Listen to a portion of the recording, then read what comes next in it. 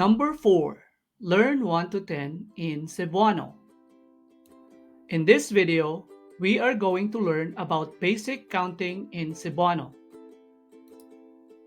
Numbers 1 to 10 is very important in Cebuano because it is an essential part of daily communication in the Philippines. Are you ready? Let's get started. Please repeat after me. 1. Usa. Usa. Usa. 2. Duha. Duha. Duha. 3. Tulo. Tulo. Tulo. 4. Upat. Upat. Upat. 5. Lima. Lima. Lima. In the Philippines, numbers are often expressed in Spanish, especially telling time.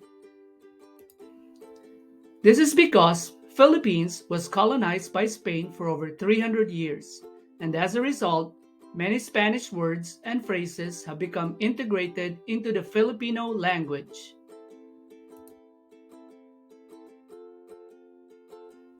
6. Unom. Unom. Unom.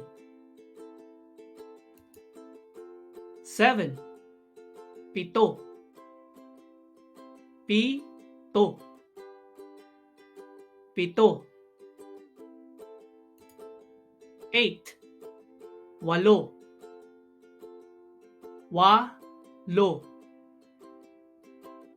Walo. 9. Siyam. Siyam. Siyam. 10. Napulo. Napulo. Napulo. Excellent! Now let's practice using these numbers 1 to 10 in a sentence. Please repeat after me. Usa ka segundo. 1 second. Usa ka segundo. Usa ka segundo. Usa ka segundo. Duha ka minuto. 2 minutes. Duha ka minuto. Duha ka minuto. Duha ka minuto. Tulo ka oras. 3 hours. Tulo ka oras. Tulo ka oras. Tulo ka oras. Upat ka adlaw. 4 days. Upat ka adlaw. Upat ka adlaw. Upat ka adlaw. 5 ka simana. 5 weeks. 5 ka simana.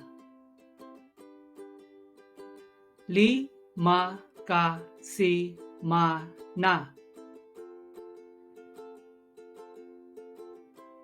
5 ka simana. 6 ka bulan. 6 months. 6 ka bulan. nom ka bu lan. Unom ka bulan. Pito ka tuig. 7 years. Pito ka tuig. Pito ka tuig. Pito ka tuig. 8 ka dekada. 8 decades. 8 ka dekada.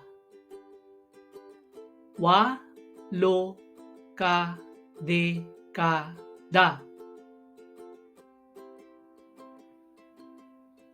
8 ka dekada.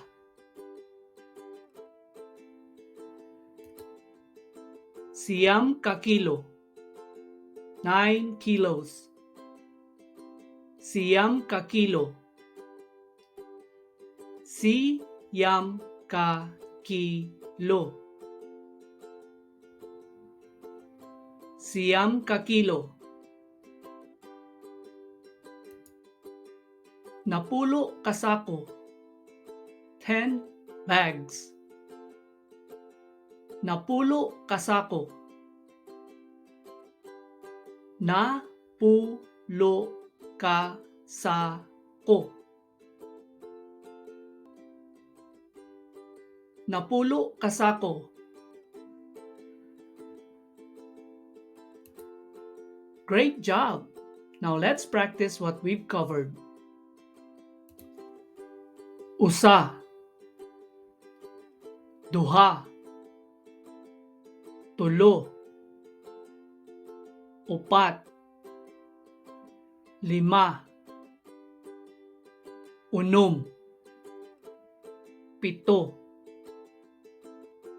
Walo. Siyam. Napulo. Awesome! Now that you've got the basics down, it's time to practice your counting skills. You can use these numbers in a variety of situations, from shopping to dining and transportation. Remember, practice makes perfect. Keep practicing these numbers with your friends and family. Thanks for learning. Subscribe for more videos.